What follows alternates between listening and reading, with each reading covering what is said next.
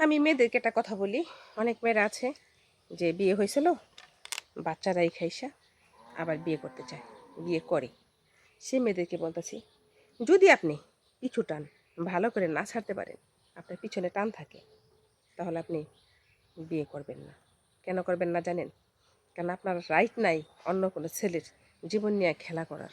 কারণ আপনার পিছু টান রয়ে গেছে, আপনি সেদিকে চিন্তা ভাবনা করেন, সেদিকে চিন্তা ভাবনা করে চোখের পানি জড়ান, আপনি কান্না করেন, আপনি আরেকটা সংসারে আগুন লাগান। এটা কিন্তু ঠিক না। যদি আপনি মনে করেন আপনি অন্তর থেকে ভিতর থেকে তাকে একবার ছেড়ে দিতে পারছেন, যে আপনি আরেকটা সংসার করে সেই সংসারটা টিকাইতে পারবেন এবং আপনি ভালো আছেন, এখন আপনার অন্য একটা সংসার করলে আপনি তাকে বলতে পারবেন, তাহলে আপনার একটা বিয়ে করেন, এতে কোনো সমস্যা নাই।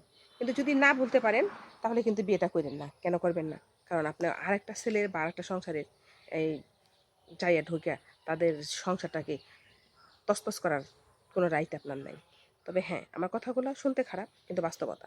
অনেক মেয়েরা আছে বাচ্চা করে কি, এই কারণ স্বামী ভরণ পোষণ দিছে তারপরে তার বিয়ে করতে হবে।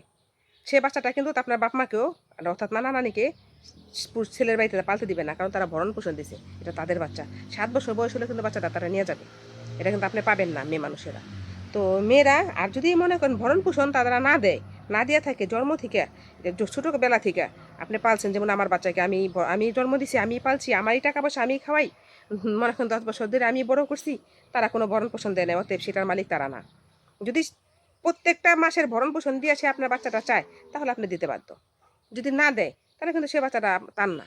আর বড় হয়ে গেলে তো 10-12 বছর হয়ে গেলে সে যাবেই না, সে তো তার পাবেই না। বাপে যদি মা ছোটোবেলা থেকে পালে, আর যদি না পেলে থাকে, তারা ভরণ পোষণ করে সেটা দাবি করে এমন কোনো কাজ করবেন না যে কাজ আপনি পাবেন না। সে ঠিক আছে, আরও কী হবেন, এতে হস্তনত হবেন, আপনার ভবিষ্যৎ নষ্ট হবে।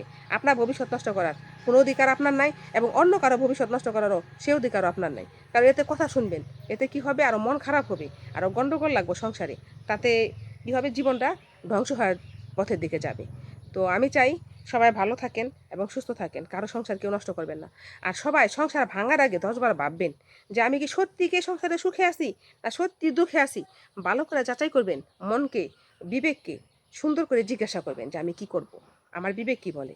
আপনি অন্য কারো কথা, আপনার মার কথা, আপনার মা বললো আইসা পর স্বামী ভাত খাইতে হইব না, ভাই বললো এই আয় এই যে আমার ভাত কাটা খায় তোর অন্য জায়গায় বিয়ে দিম, এগুলি দায় কিন্তু নেবেন না। ঠিক আছে?